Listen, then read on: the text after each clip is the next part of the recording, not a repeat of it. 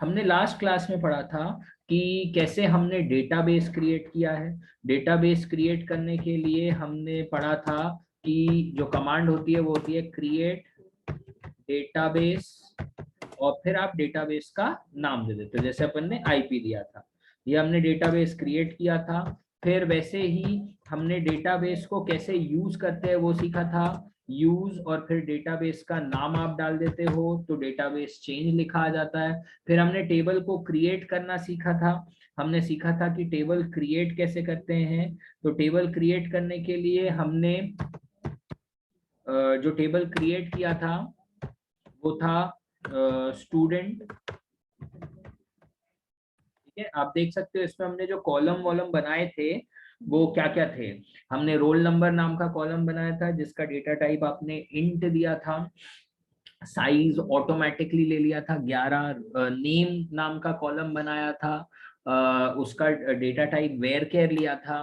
Where care मतलब होता है वेरिएबल कैरेक्टर, मतलब जो भी आप नाम स्पेसिफाई करोगे उसकी साइज 20 है, but that size can be changed. ठीक है, according to the number of alphabets in the string size बदली जा सकती है। फिर क्लास का डेटा टाइप इंट लिया, परसेंटेज का डेटा टाइप फ्लोट लिया। परसेंटेज जो भी यूजर एंटर करेगा उसके 5 डिजिट होंगे, डेसिमल के बाद 2 डिजिट होंगे, यही यहाँ पर मेंशन्ड है 5,2।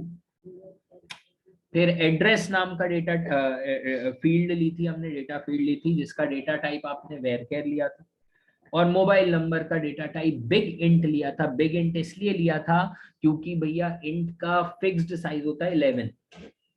11 डिजिट से ज्यादा नंबर आप स्टोर नहीं कर सकते। पर भैया मोबाइल नंबर 10 डिजिट का होता है, पर अगर किसी ने +91 या 0 भी आगे डाला तो दिक्कत हो जाएगी, नहीं लेगा, इसलिए बिग इंट ले लिया। ठीक है, फिर आपने टेबल में रिकॉर्ड इंसर्ट किए थे। इंसर्ट करने के लिए आपको पता है MySQL प्रॉम्प्ट में आप इंसर्ट कमांड का यूज करते हो, इंसर्ट इनटू और फिर टेबल का नाम। ठीक है, फिर आपने रिकॉर्ड इंसर्ट किए थे।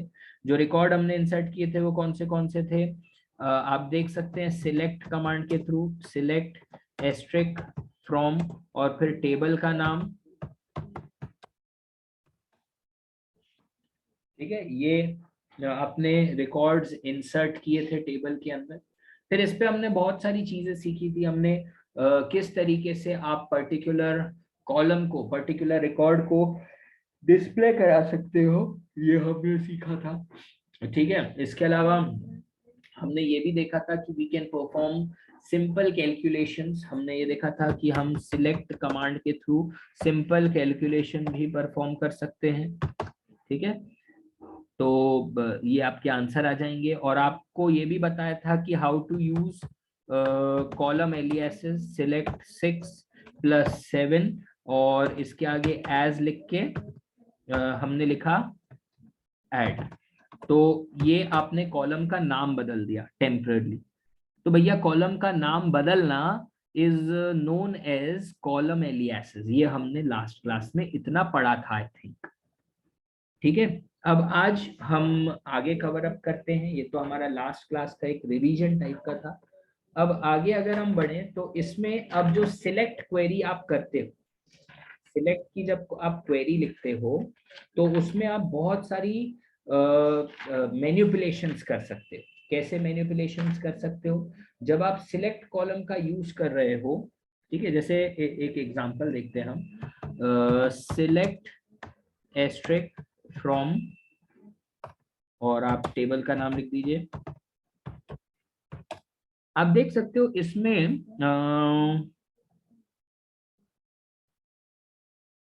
ठीक है, जैसे एक कॉलम है इसमें क्लास। क्लास में आप देख सकते हो डेटा रिडंडेंसी हो रही है, क्लास वाले कॉलम में डेटा रिडंडेंसी हो रही है। ठीक है, रिडंडेंसी का मतलब क्या होता है, इग्नोर बेटा, रिडंडेंसी का मतलब बताओ, what is redundancy. Sir common data को एक जगह कर देते वेरी हैं। गुड, बहुत बढ़िया। मतलब आप देख सकते हो कि ये जो क्लास नाम का कॉलम है इसमें आपके कुछ कॉमन डेटा है, जैसे 8th क्लास 2 बार आई, ठीक है, बिल्कुल सही कहा इग्नोर ने। तो अब अगर आपको रिडंडेंसी को रिमूव करना है, when we are viewing the particular column from a table, and if we want to remove the redundancy from a particular column of the table, तो उसके लिए आप यूज करते हो, we use distinct clause with select command to remove data redundancy। Data redundancy को अगर आपको remove करना है तो आप डिस्टिंक्ट कमांड का यूज करते हैं। ठीक है भाई, अगर मैं यहाँ लिखता हूँ सिलेक्ट, एक चीज आपको मैं क्लियर कर दूं बच्चों, MySQL is not case sensitive language. Capital लिखो चाहे स्मॉल लिखो, ये बढ़िया काम करता है। तो सिलेक्ट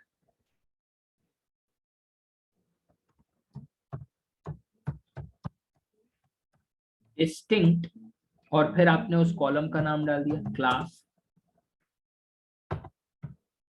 फ्रॉम, और टेबल का नाम डाल दिया।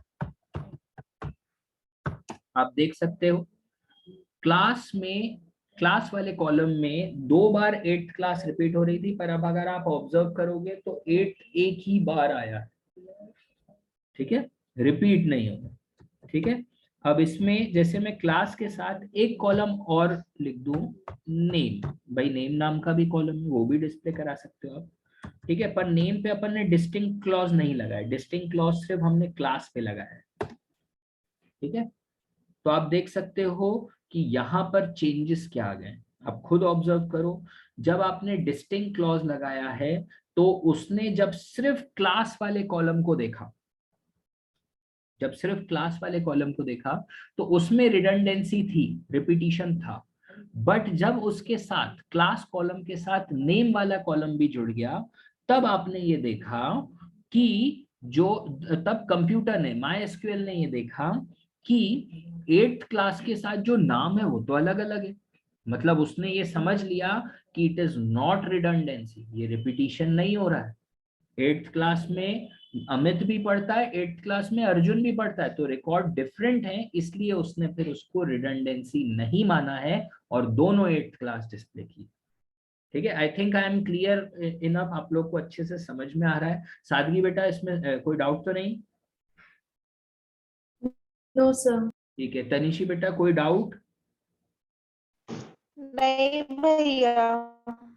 अच्छा, ये तुम्हारी आवाज ऐसी क्यों आती है, मतलब नेटवर्क इशू है या खुद ही गाना गा के मना करती है? कैसी? हाँ, अब अच्छी आई। ठीक है, चलो ठीक है। अच्छा, बाकी उससे बात नहीं हुई श्रेया से? वो क्यों नहीं ज्वाइन कर रही है क्लास? भैया उसने तो मुझे कुछ नहीं बताया अभी। अच्छा, बातें ही नहीं हुई है क्या इस रिगार्डिंग? नहीं भैया। ठीक है, चलो मैं बात करता हूँ, अब बस सबको फोन करता हूँ। ठीक है, चलो कोई बात नहीं, अपन आगे बढ़ते हैं।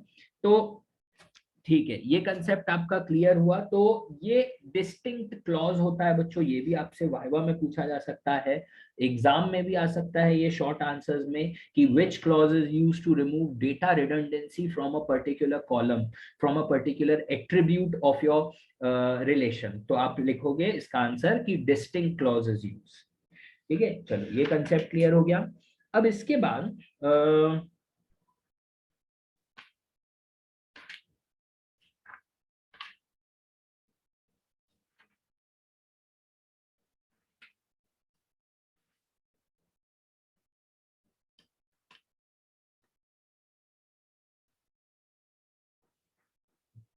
अब इसके बाद हम बात करते हैं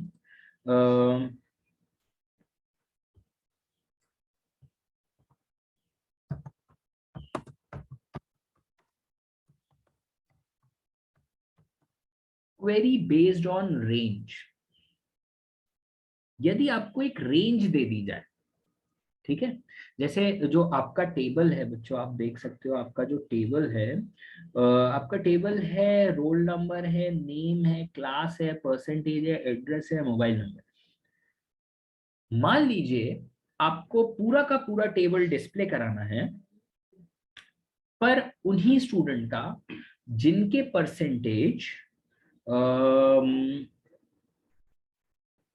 55 से ज्यादा है और 65 से कम। ठीक है, एक एक एग्जांपल दे रहा हूं कि क्वेरी बेस्ड ऑन रेंज में write a query, short form में लिख रहा हूं बच्चों, WAQ means write a query to display all the records of students whose percentage lie between 45 and 64। ठीक है, ये आपका क्वेश्चन। अब इस पे बेस्ड आपको क्वेरी लिखनी है। जब आपको किसी भी पर्टिकुलर कंडीशन में आपको स्टार्टिंग वैल्यू और एंडिंग वैल्यू दे दी जाए तो उसको बोलते हैं भैया क्वेरी बेस्ड ऑन रेंज। ठीक है, तब आपको एक रेंज मिल गई, जिसमें रेंज में ऑब्वियसली एक स्टार्टिंग वैल्यू है 45 और एक आखिरी वैल्यू एंड वैल्यू है 65, इंक्लूडिंग 45 एंड 65।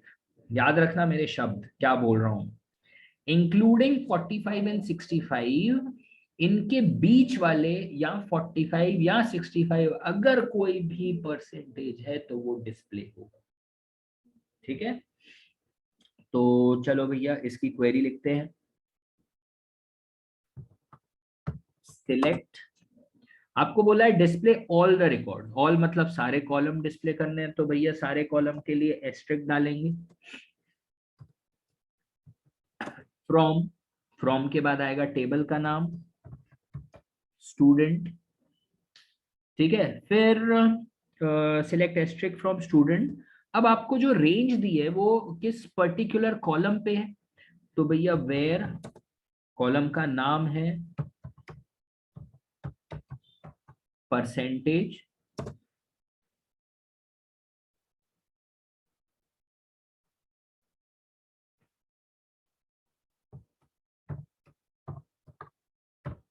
कौन सा क्लॉज आ गया, बिटवीन। ठीक है, मैंने कैपिटल में लिखा है पर स्मॉल में भी लिख सकते हो, कोई केस सेंसिटिव नहीं है, पर यहां पर हमने बिटवीन क्लॉज का यूज किया और साथ में आप स्टार्टिंग वैल्यू मेंशन करोगे 45, फिर एंड स्मॉल में लिखा है, कैपिटल में भी लिख सकते हो।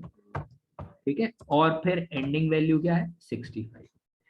तो जब भी क्वेरी बेस्ड ऑन रेंज आती है जिसमें आपको एक स्टार्टिंग वैल्यू और एंडिंग वैल्यू दी जाए, तब आप बिटवीन क्लॉज का यूज करते हो, बिटवीन के साथ एंड का, बिटवीन के बाद स्टार्टिंग वैल्यू, एंड के बाद एंडिंग वैल्यू।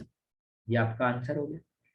सिर्फ एक ही ऐसा रिकॉर्ड है जो 45 से ज्यादा है और 65 से कम। ठीक है भैया इसमें हाँ, अपन इक्वल टू और उसका ग्रेटर देन इक्वल टू का भी वेरी यूज कर गुड वेरी सकते गुड, वो भी कर सकते हैं, चलो उसका यूज कर लेते हैं। ठीक है, percentage greater than equal to 45 and percentage less than equal to 65। ये भी सही तरीका है भैया, इससे भी आपका आंसर आ जाएगा। ठीक है, तो दोनों तरीके ठीक है, जो इग्नूर ने बताया कि भाई ग्रेटर देन लेस देन का भी यूज कर सकते हैं, हाँ भैया वो भी कर सकते हैं, वो भी एक रेंज है। ठीक है, और बिटवीन का भी यूज किया जा सकता है। ठीक है, तो ये क्वेरी बेस्ड ऑन रेंज कहलाती है, जिसमें आपको एक स्टार्टिंग वैल्यू और एक एंडिंग वैल्यू दे दी जाए, उसके बीच के रिकॉर्ड्स अगर आपको डिस्प्ले करने हो तो वो रेंज कहलाता है। चलिए आगे बढ़ते हैं।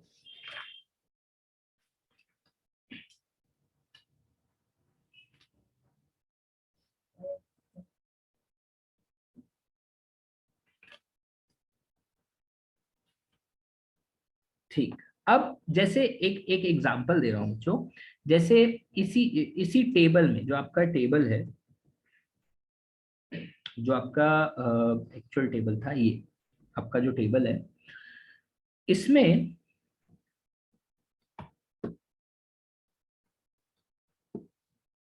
इसमें अगर आपको फिर से रेंज ही दिया है, जैसे चलिए एक क्वेश्चन ही लेते हैं सीधा, write a query to display all the records of student whose percentage not lie between 45 and 60। अगर ये आ गया भैया तो फिर क्या करोगे कि जिसमें आपको बोल दिया जाए कि नॉट लाई बिटवीन, तो 45 से छोटे वाले और 65 से बड़े वाले, ठीक है। तो कुछ नहीं करना भैया, where percentage not between, enter, बस वो वाला रिकॉर्ड छोड़ के बाकी सब डिस्प्ले हो जाएंगे, ठीक है। तो अगर आपको रेंज के बाहर वाले भी डिस्प्ले करना है तो नॉट बिटवीन का यूज करो। और जैसा भैया एक नोट में बोला था कि भैया इसमें आप ये साइन उल्टे कर दो, percentage less than 45, percentage greater than 60। अच्छा, इसमें एम्प्टी आ रहा है, ओके ओके, हाँ तो ये वर्क नहीं करेगा इसमें, ठीक है। Equal to 65 and less than equal to 60। Okay, तो नॉट बिटवीन के साथ नहीं चल रहा है, एम्प्टी सेट दे रहा है, जबकि आंसर ये दे देना चाहिए था, ठीक है। तो नॉट बिटवीन ही वर्क करेगा, ठीक है। अच्छा, अब इसमें एक बहुत इंपॉर्टेंट चीज आती है, और and that is query based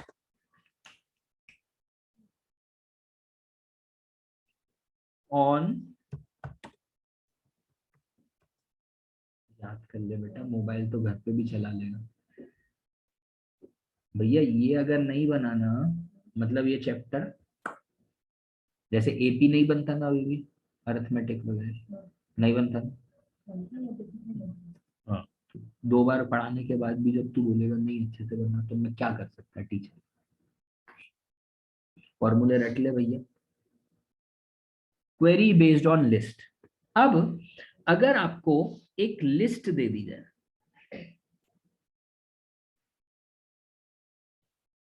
ठीक है, अगर आपको एक लिस्ट प्रोवाइड कर दी जाए, जैसे write a query of the students, write a query to display the name of those students who lives in Madan Mahal,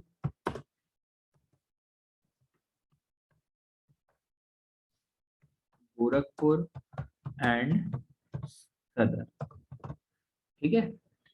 अब यहां अगर आप देखोगे तो एक लिस्ट बनाई है मैंने, ऑब्वियसली ये लिस्ट थोड़ी छोटी है क्योंकि अपन ने सिर्फ 4 ही नाम डाले थे, तो अपन को सिर्फ वो स्टूडेंट के नाम डिस्प्ले कराना है, सिर्फ नेम वाला कॉलम डिस्प्ले कराना है, उन स्टूडेंट का जो कहाँ कहाँ रहते हैं, मदन महल में रहते हैं, गोरखपुर में रहते हैं, या सदर में रहते हैं। तो एक लिस्ट बन जाएगी भैया आपकी, ये लिस्ट हो गई, ठीक है। तो सिलेक्ट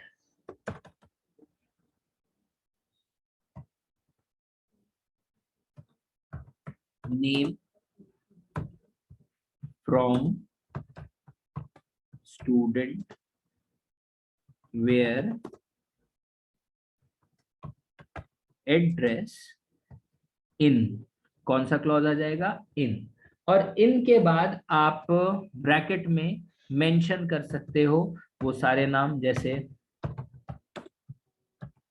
मदन महल,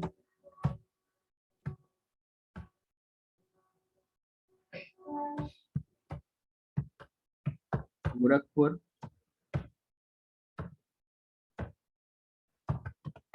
सदर, ठीक है, ये नाम आ गए, अमित, रमेश और मोहन। तो ये आपका एक लिस्ट हो गया। ये तो खैर अपन ने एक छोटा टेबल बनाया जिसमें सिर्फ 4 ही रिकॉर्ड डाले हैं, तो मैंने उसमें से 3 एड्रेस ले लिए, है ना। पर हो सकता है भाई आपको एक बहुत बड़ा टेबल मिले जिसमें बहुत सारे रिकॉर्ड्स हों, जैसे 5 बच्चे ऐसे हैं जो मदन महल में रह रहे हैं, 15 बच्चे ऐसे हैं जो गोरखपुर में रह रहे हैं, 25 बच्चे ऐसे हैं जो सदर में रह रहे हैं, तो अच्छी लंबी लिस्ट आ जाएगी नाम की। पर यही अगर थोड़ा सा क्वेश्चन को हम घुमा दें, हम ये कहें write a query to display the name of the student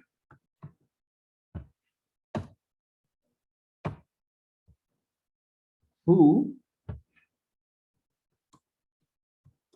do not live, जो मदन महल गोरखपुर सदर में नहीं रहते, मतलब बाकी जगहों वाले आ जाने चाहिए। तो कुछ नहीं है भैया, पूरी क्वेरी सेम है, बस आपको क्या करना है, इनकी जगह क्या डालना है,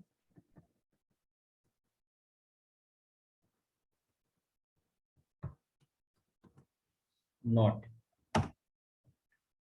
ठीक है। तो जो मदन महल गोरखपुर सदर में नहीं रहते, कहीं और रहते, अब हमको नहीं पता कौन से जगह उन्होंने डाली है यूजर ने, पर जो भी बाकी होंगे इन तीनों के अलावा वो डिस्प्ले होगा। तो जब कभी भी आपको लिस्ट बेस्ड क्वेरी आती है तो आप इन या फिर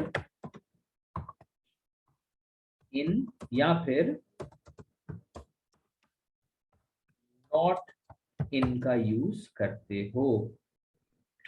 जैसे भाई रेंज के लिए आप किसका यूज करते हो, रेंज के लिए आप बिटवीन का यूज करते हो, और बिटवीन के साथ आप यूज करते हो एंड का। लिस्ट के लिए आप इन या नॉट इन का यूज करते हो, ठीक है। तो आई थिंक ये कंसेप्ट आपको क्लियर हो रहा है। बहुत इजी है बच्चों, कुछ टफ नहीं है, ठीक है।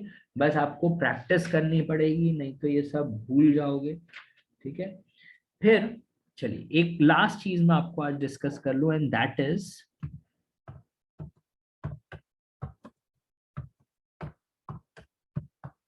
पैटर्न मैचिंग, ठीक है भाई। पैटर्न मैचिंग क्या होता है, पैटर्न मैचिंग का मतलब होता है अगर आपको पूरे की पूरे वेरकेयर से, पूरी की पूरी एक स्ट्रिंग से एक अल्फाबेट या एक से ज्यादा अल्फाबेट मैच करने हो, उसे पैटर्न मैचिंग कहा जाता है, ठीक है। जैसे write a query to display दो स्टूडेंट्स whose name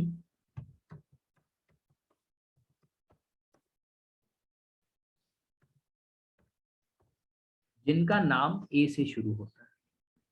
भाई पूरा नाम नहीं मैच करना है आपको, पर नाम का एक अल्फाबेट मैच करना है, वो चाहे पहला हो, आखिरी हो, बीच का कोई हो, ठीक है। पूरा नाम नहीं मैच करना, नाम का एक या एक से ज्यादा 2 या 3 अल्फाबेट्स मैच करने, ये पैटर्न मैचिंग कहलाती है। कुछ नहीं बच्चों, बहुत इजी है, ठीक है। आंसर क्या होगा इसका, select asterisk from student where. अब वेयर के बाद किस पे पैटर्न मैचिंग करनी है, नेम वाले कॉलम पे, और इसमें आ जाएगा लाइक क्लॉज। और बस यहाँ पर आपका नाम का पहला अल्फाबेट ए है, आगे कितने अल्फाबेट हैं और क्या क्या है हमें उससे कोई मतलब नहीं, तो हम परसेंटेज डाल देंगे। स्टार्टिंग अल्फाबेट ए होना चाहिए, आगे कितने हैं मुझे नहीं पता, कौन कौन से हैं मुझे नहीं पता, तो जब आपको नहीं पता होता फिगर, तो आप परसेंटेज डालते हो, ये आपका आंसर, ठीक है। अब जैसे इसी में अपन ये देखें कि write a query to display दो students whose name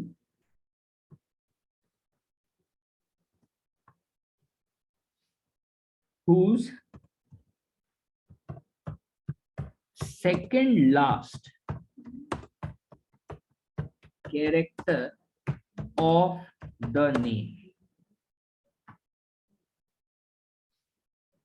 is U. भैया नाम का सेकंड लास्ट कैरेक्टर यू होना चाहिए।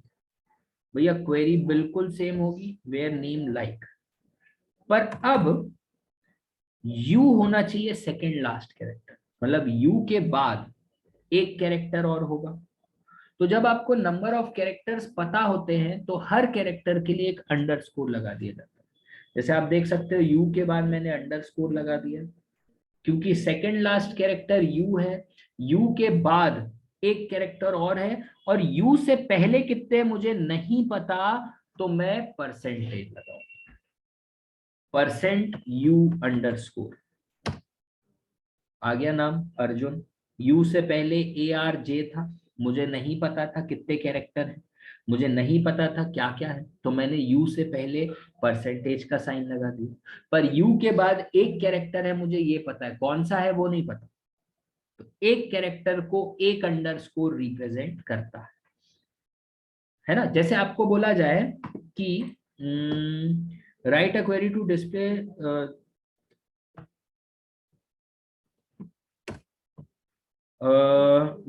those students whose